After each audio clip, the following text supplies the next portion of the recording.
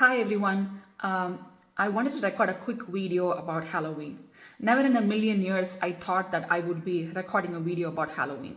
When I moved from India to the United States, the one thing that fascinated to me is it was a new thing to me was the trick or treating on the last day of October. And I will be honest and admit to you, and I was one of those persons who gave a lot of excuses to be a part of that. Today, it's been 2 years since since we as a family has participated, in trick or treating. Since my kids went out for trick or treating, and this year I've decided not even to set out a bowl of candy. The reason I wanted to share this is that I was coming across a video about from Jenny Weaver. I don't know if you've heard of her. She comes from a witchcraft background, and she extensively studied all of the history and where it came from, and she was involved in some of those things. And she said that the word trick or treat, right, is when they had a day ordained for all the familiar spirits to visit their house, disguised as dead relatives, so that it brings some comfort for people who have lost their loved ones, in a way, so that when they come and then they want the spirits to feel welcome, that's why they keep out food, they make the decorations to make them feel welcome. And what these spirits would do is that if they don't feel welcome, that they would cast out a curse on them and go.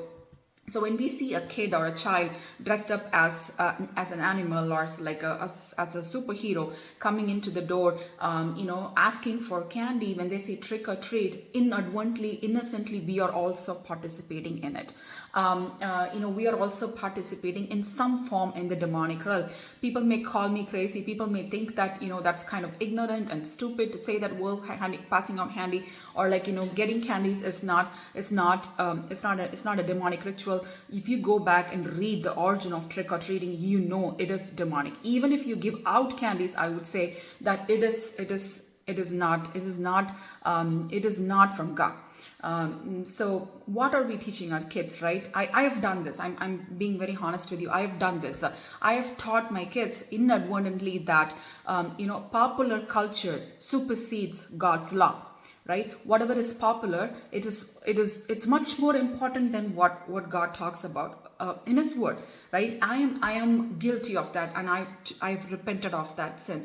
And today I want you to encourage you to not to send your kids to trick or treating, not to go knock on doors that you don't know for trick or treating, and not even to participate in trunk or treat. I have did the trunk or treat too. I have done the trunk or treat in churches too. Not to participate in trunk or treat in churches too, because it is not from God. It is a demonic ritual, and we are just masking, and then we want to be conformed to the standards of the world and not to God's word, and then go along with it.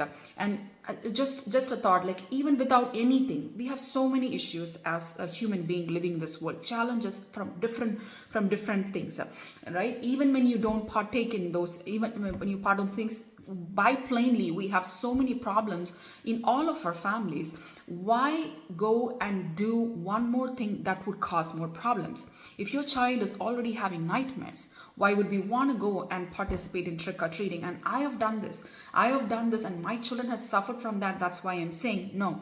Don't even give out candies. Don't even go for trick or treating.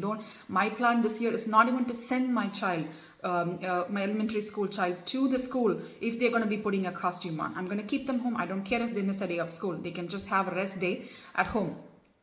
Right? And so always we have to try to teach our children that popular culture does not supersede God's law.